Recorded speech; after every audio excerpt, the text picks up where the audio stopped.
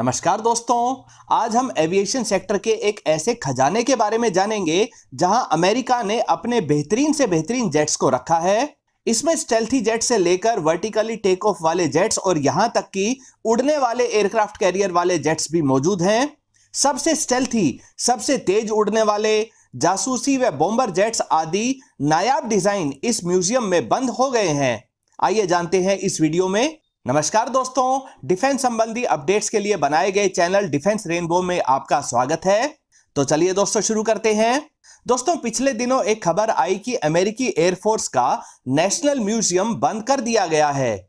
क्यों? क्योंकि उन्हें अमेरिकी सरकार से फंडिंग नहीं मिल पा रही है। और अब यह म्यूजियम कब तक बंद रहेगा या हमेशा के लिए बंद हो गया है, यह कहना जरा मुश्किल है। लेकिन दोस्तों, ये असली खबर नहीं है। फाइटर जेट्स और डिफेंस लवर्स के लिए असली इंटरेस्टिंग चीज तो वो खजाना है जो इसके अंदर छुपा हुआ है। आइए एक नजर डालते हैं हिस्ट्री के इन्हीं बेमिसाल हथियारों पर जिन्होंने कभी दुनिया में तहलका मचा रखा था। अब इस फोटो को देखिए। ये अजीब सा दिखने वाला स्ट्रक्चर वास्तव में अमेरिकी एयरफोर्स का पहला stealthy fighter jet F-117 night hawk था। ऐसा फाइटर जेट जिसे दुश्मन के रडार ट्रैक करते रह जाते थे और ये दुश्मन के इलाकों में मिसाइल्स गिराकर वापस भी आ जाता था। इसका इतना अजीब डिजाइन दुश्मन के ट्रैकिंग रडार की रडार वेव्स को अलग अलग डायरेक्शन में फैला देता था, जिससे यह जेट बिना किसी डर के दुश्मन के इलाकों में आसानी से अपने मिशंस को पूरा करके वापस आ जाता था।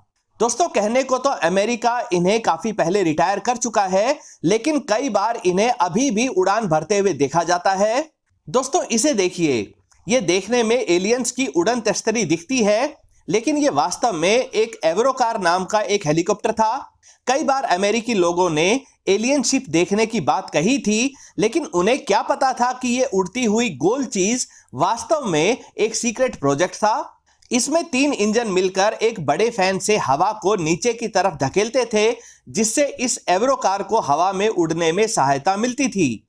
दोस्तों, नेशनल म्यूजियम में रखे इस फाइटर जेट को कौन नहीं जानता है। यह जेट अमेरिका का वो जेट है जिसने स्टेल्थ और रेंज में number 1 fighter jet F-22 Raptor को भी हरा दिया था। यह है YF-23 जेट, जो 5th जनरेशन का स्टेल्थी जेट था। इसकी रेंज 4500 किलोमीटर तक थी, जो F-22 रैप्टर की 3200 किलोमीटर की रेंज से बहुत ज्यादा थी। लेकिन इस डिजाइन को नहीं चुना गया। क्यों? क्योंकि लॉकहीड मार्टिन कंपनी का दबदबा कहीं ज्यादा था।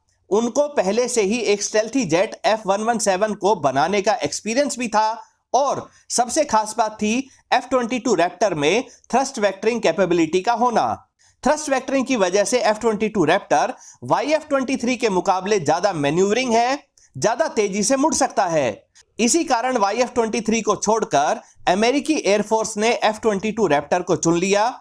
अमेरिका ने इस YF-23 को म्यूजियम में रखकर दुनिया को यह मैसेज दे रखा है कि हमारा रिजेक्टेड जेट भी दुनिया के दूसरे सभी फाइटर जेट से अगले 50 वर्ष बाद तक भी सुपीरियर रहेगा और बेहतर माना जाएगा। दोस्तों, इस अजीब से डक जैसे डिजाइन वाले X-32 जेट को देखिए। कभी इसने F-35 जेट को चैलेंज किया था। जब एक नए सिंगल इंजन के 5th जनरेशन के स्टेल्थी जेट को बनाने का कॉन्ट्रैक्ट दिया जाना था, तो लॉकहीड मार्टिन ने X-35 जेट सामने रखा था, जो बाद में F-35 के नाम से बनाया गया। वहीं बोइंग कंपनी ने X-32 नाम से इस जेट को सामने रखा था। इस जेट की स्पीड, रेंज, स्टेल्थ सब अच्छा था, लेकिन यह देखने में बड़ा अजीब सा दिखता था, तो इसे नहीं चुना गया और इसकी जगह पर कॉन्ट्रैक्ट लॉकहीड मार्टिन के F-35 को मिल गया।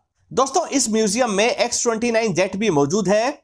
इस पर आप फोकस करेंगे तो पाएंगे कि इस जेट की विंग्स पीछे की तरफ नहीं मुड़ी हैं, बल्कि इन्हें आगे की तरफ मोड़ा गया है। इस डिजाइन की वजह से यह जेट ऐसे ऐसे मैन्यूवर्स कर सकता था जो नॉर्मल जेट नहीं कर पाते हैं। इस म्यूजियम की शान बढ़ाता है ये SR-71 जेट। ये एक जासूसी जेट था और इसको रोकने की इसके दुश्मनों ने बहुत कोशिश की।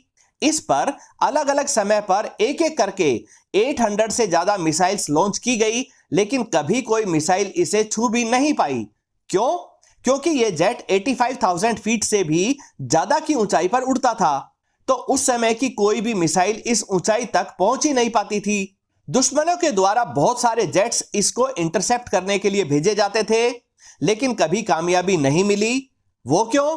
क्योंकि इस SR-71 के पायलट्स इसकी स्पीड बढ़ा देते थे और यह जेट 3500 किलोमीटर पर आवर की ऐसी स्पीड हासिल कर लेता था कि इसका पीछा करना या इसे इंटरसेप्ट करना इम्पॉसिबल जैसा हो जाता था। दोस्तों, इसी म्यूजियम में रखे इस गोलू मोलू गोबलिन जेट को देखिए।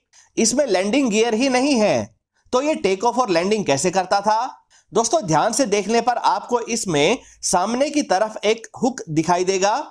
इसे B-36 बॉम्बर एयरक्राफ्ट को दुश्मनों के जेट से बचाने के लिए बनाया गया था। जैसे ही दुश्मन के जेट्स B-36 बॉम्बर एयरक्राफ्ट को टारगेट करने के लिए इसके पास आते, तो इस तरह के गोबलिन जेट्स को हवा में ही B-36 से लॉन्च कर दिया जाता था। गोबलिन जेट में बैठा पायलट एक कैनन की सहायता से दुश्मन के जेट्स को निशाना बनाता था और फिर वापस B-36 जेट के नीचे आ जाता था। फिर इस गोबलिन जेट पर लगे हुक से इसे कैच करके वापस B-36 जेट में खींच लिया जाता था। इस कॉन्सेप्ट को आप फ्लाइंग एयरक्राफ्ट कैरियर भी कह सकते हैं। दोस्तों, इस म्यूजियम में खड़ा ये जेट है XB-70 वॉकरी। क्या खास है इसमें? ये 1950s में बनाया गया वो जेट था जिससे अमेरिकी दुश्मन कांप जाते थे।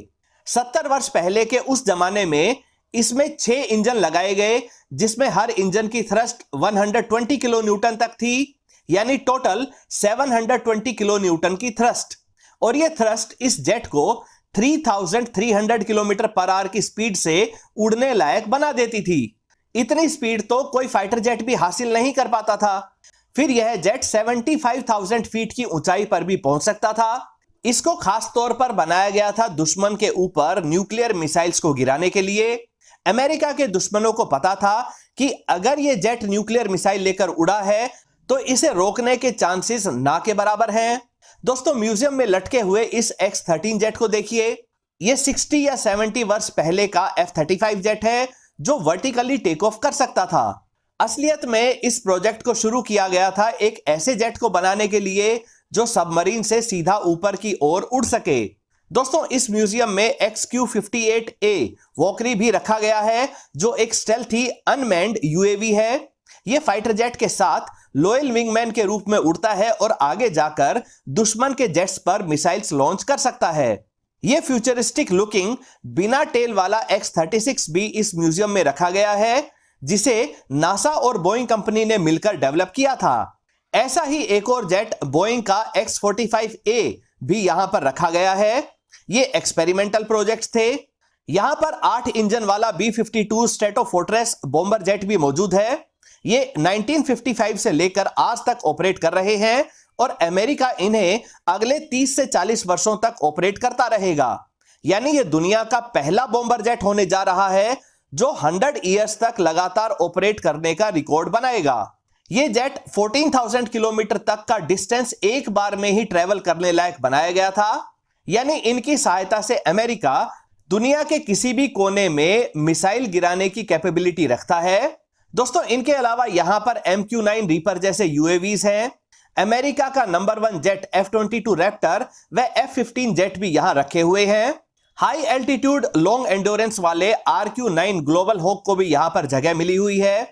इसके अलावा अमेरिका से बाहर के जेट्स जैसे MiG-15, MiG-17, MiG-21 और यहां तक कि Su-27 भी यहां पर मौजूद हैं।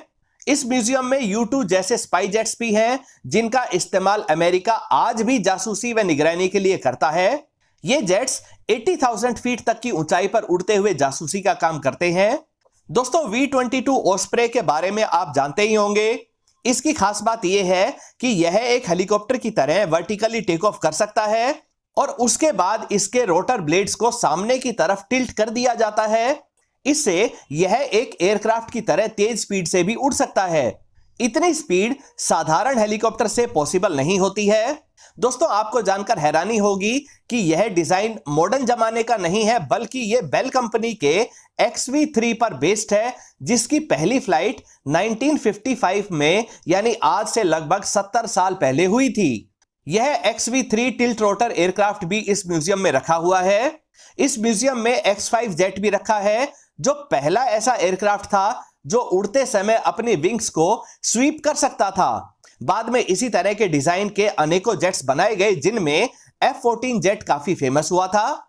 दोस्तों, इस म्यूजियम में अमेरिका में बनाई गई सबसे घातक बैलिस्टिक मिसाइल्स के मॉडल्स भी रखे गए हैं। यहां पर स्पेसक्राफ्ट, स्पेस शटल, यहां तक कि सैटेलाइट्स के भी मॉकअप रखे गए हैं। दोस्तों, आपकी राय में क्या भारत को भी अपनी एविएशन हिस्ट्री के सभी जेट्स, हेलीकॉप्टर्स, एक्सपेरिमेंटल प्रोजेक्ट्स को एक बड़े म्यूजियम के माध्यम से जनरल पब्लिक के सामने रखना चाहिए? अपनी राय कमेंट सेक्शन में जरूर लिखें। दोस्तों, उम्मीद करता हूं ये वीडियो आपको पसंद आई होगी। अगर ये वीडियो आपको अच्छी लगे तो इसे लाइक करिए, दोस्तों के साथ शेयर करिए और डिफेंस रेनबो चैनल को सब्सक्राइब करना ना भूलें। नमस्कार।